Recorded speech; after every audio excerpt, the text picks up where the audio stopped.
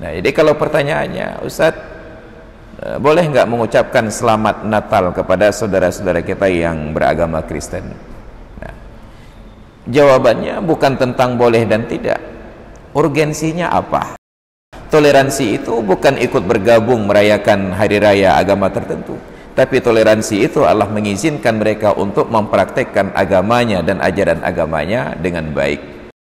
Ketika kita ribut kemarin persoalan Masjid Hagia Sophia di Turki, ada yang menuduh bahwa umat Islam mengubah fungsi masjid itu dari Kristen menjadi gereja. Iya, benar bahwa itu dialihfungsikan. Tetapi masalahnya, apakah itu dilakukan dengan kesewenang-wenangan seorang raja, ataukah dengan proses transaksi dengan jual beli? Ternyata dokumen yang diajukan oleh pemerintah Turki menunjukkan, jadi kurang toleran apalagi umat Islam ini sampai dituntut harus mengucapkan selamat hari raya. Kurang toleran apalagi umat Islam ini sampai menjadi karyawan sebuah perusahaan non-muslim dituntut untuk memakai pakaian santa di hari Natal. Maka na'udzubillah summa na'udzubillah, belajarlah tentang toleransi itu kepada umat Islam. Jangan ajarkan umat Islam tentang toleransi.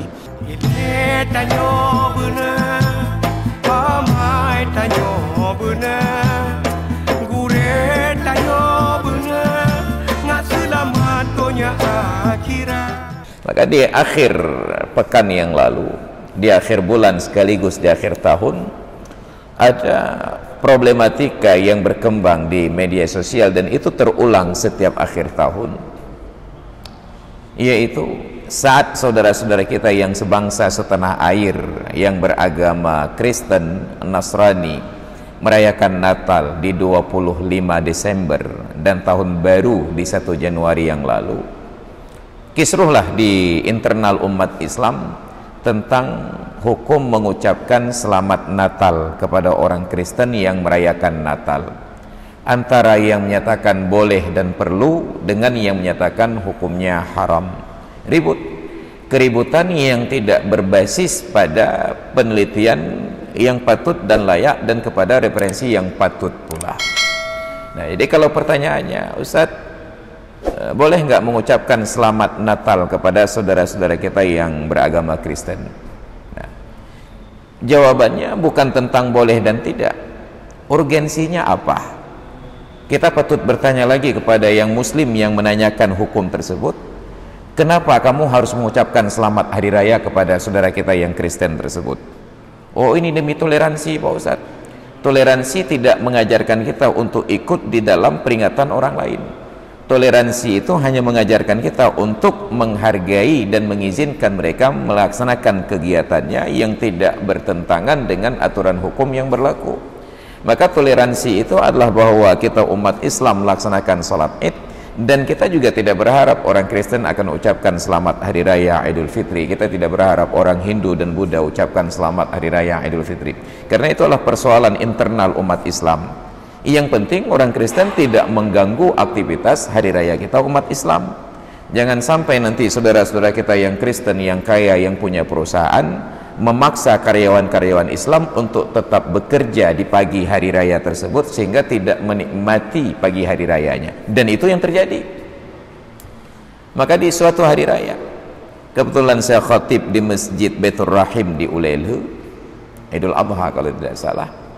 Saya pulang melewati jalan Hasan di apa namanya, di Allahumma shalli ala Muhammad, Brawi, dan ketika melewati jalan tersebut sekitar jam 9 pagi saya melihat pasangan pria dan wanita, dan saya yakin mereka suami istri. Yang perempuan di belakang itu memakai seragam pramuniaga swalayan tertentu. Yang pria ini menurunkan istrinya untuk masuk bekerja di supermarket di lokasi tersebut. Itu pagi hari raya jam 9. Maka saya membayangkan, adakah toleransi pada hal-hal demikian? Bagaimana mungkin seorang muslim yang di hari raya, hari kebesaran umat Islam, apalagi itu Idul Adha, hari terbesar, hari raya terbesar umat Islam, yang sampai Allah wajibkan untuk libur dan menikmatinya selama 4 hari berturut-turut, tiba-tiba karena ada seorang pengusaha yang kita nggak tahu latar belakang agamanya Islam atau bukan. Kalau Islam sungguh lebih miris lagi. Bagaimana mungkin ada seorang muslim memaksa seorang saudaranya muslim yang lain untuk bekerja di pagi hari raya tanpa sempat menikmati kebesaran dan keindahan hari raya tersebut? Kalau itu yang melakukan pengusaha muslim. Apabila yang melakukannya non-muslim, sungguh itu merusak toleransi. Kenapa tidak memberikan ruang libur kepada pegawai-pegawainya yang muslim untuk menikmati hari raya selama 4 hari berturut-turut, atau minimal di 1 hari raya Idul Adha itu saja. Ini yang terjadi.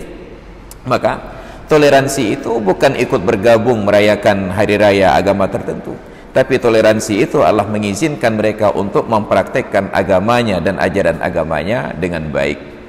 Jadi kewajiban kita umat Islam hanya memastikan bahwa mereka dapat menikmatinya dengan baik, bukan mengganggu aktivitas mereka ataupun terlibat di dalam aktivitas mereka. Ini persoalan yang harus kita pahami. Maka saat ada yang bertanya, Ustaz, boleh nggak mengucapkan selamat Natal? Kita harus balas bertanya, urgensinya apa? Kenapa kamu harus bertanya? Oh, karena saya seorang pejabat publik, Pak Ustadz, dan saya membawahi masyarakat yang di dalamnya terdapat komunitas non-muslim yang merayakan Natal. Mungkin dalam kondisi tertentu untuk kerukunan warga, karena pemimpin ini barangkali dimiliki oleh setiap golongan masyarakat, oke, ada hajat. Hajat ini kadang-kadang diposisikan sebagai mudarat di dalam agama. Tunzalul hajatu manzilatat darurah, diposisikan hajat itu seperti darurat. Kalau kira-kira kepala daerah ini, apakah mulai dari kepala negara, provinsi, kabupaten, kota, sampai kecil dalam satu kampung, bila tidak mengucapkan selamat hari raya pada agama tertentu menyebabkan perpecahan umat, itu pun masih patut dipertanyakan lagi. Kenapa mereka harus menuntut demikian rupa? Kenapa mereka harus menuntut seorang pemimpin yang mereka tahu beragama Islam harus mengucapkan selamat hari raya, padahal hari raya itu ruang agama, bukan ruang bernegara? Kalau memang itu mengancam persatuan, oke, hukumnya darurat, silahkan. Jadi lalu kita tanyakan, memang saya kecil Pak Ustaz, di mana? Di Prada. Pertanyaannya, berapa orang kakak di Prada ini yang warga non muslim, yang Kristen, sehingga Pak kecilnya harus ikut mengucapkan Natal? Kecuali kecil yang tinggal di Kampung Penayung, itu banyak pemukim-pemukim dari warga keturunan yang Tionghoa, yang agamanya non muslim, mungkin dirasa perlu. Kalau memang ada kondisi yang mendesak untuk perlu, nah, karena terbukti di waktu-waktu yang sebelumnya, bila tidak diucapkan selamat hari raya, ada seolah-olah perpecahan di kalangan masyarakat, ya demi alasan persatuan dan kehidupan yang nyaman, okelah kita anggap itu hajat. Maka patut dipertanyakan, apa urgensinya?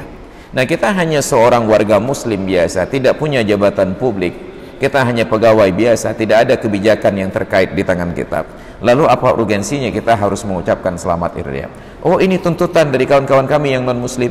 Sungguh yang menuntut itu yang tidak toleran, bukan kita yang tidak mengucapkan yang tidak toleran. Maka pahamilah toleransi itu dalam makna yang benar. Karena Rasulullah sudah mencontohkan di zaman beliau itu tidak hidup di tengah komunitas umat Islam saja. Yang beliau naungi adalah orang-orang non muslim. Ada Yahudi di Madinah, ada Nasrani di Madinah. Tapi di hari raya mereka, Rasulullah tidak mengucapkan selamat hari raya. Dan itu tidak mengecilkan hati orang-orang non-muslim yang tinggal di sana, karena Rasulullah telah menunaikan hak-hak mereka di dalam sebuah jaminan yang beliau ungkap dalam sebuah hadis, man adza dzimmiyan faqad adzani. Barang siapa yang menyakiti kafir zimmi, barang siapa yang mengganggu kafir zimmi, maka sungguh dia telah menyakiti dan mengganggu diriku, kata Rasulullah. Ini sikap Nabi. Maka kita tidak boleh mengganggu mereka dalam ruang ibadah mereka. Dan terlihat kemanapun Islam datang, ekspansi, memberikan penaklukan dan lain sebagainya, tidak ada satu rumah ibadah pun yang dirusak, tidak ada satu rumah ibadah pun yang dialihfungsikan tanpa izin dari pemeluk-pemeluk agamanya. Ketika kita ribut kemarin persoalan Masjid Hagia Sophia di Turki, ada yang menuduh bahwa umat Islam mengubah fungsi masjid itu dari Kristen menjadi gereja. Iya, benar bahwa itu dialihfungsikan. Tetapi masalahnya, apakah itu dilakukan dengan kesewenang-wenangan seorang raja, ataukah dengan proses transaksi, dengan jual beli? Ternyata dokumen yang diajukan oleh pemerintah Turki menunjukkan bahwa Sultan Muhammad Al-Fatih membeli gereja Hagia Sophia tersebut dengan hartanya dan kemudian diwakafkan untuk menjadi bangunan masjid. Lalu perhatikanlah kasus yang terjadi sebaliknya. Ketika negeri-negeri yang dulunya dihuni oleh umat Islam lalu dikuasai dan dijajah oleh orang-orang non-muslim, maka masjid-masjidnya itu dikuasai secara semena-mena dan kemudian bukan dimuliakan sebagai tempat ibadah, tetapi dijadikan sebagai tempat beternak binatang untuk mereka buang kotoran dan lain sebagainya. Inilah kemuliaan dari ajaran Islam. Jadi kurang toleran apalagi umat Islam ini sampai dituntut harus mengucapkan selamat hari raya. Kurang toleran apalagi umat Islam ini sampai menjadi karyawan sebuah perusahaan non-muslim dituntut untuk memakai pakaian santa di hari Natal. Maka na'udzubillah summa na'udzubillah, belajarlah tentang toleransi itu kepada umat Islam. Jangan ajarkan umat Islam tentang toleransi. Tanyo bener,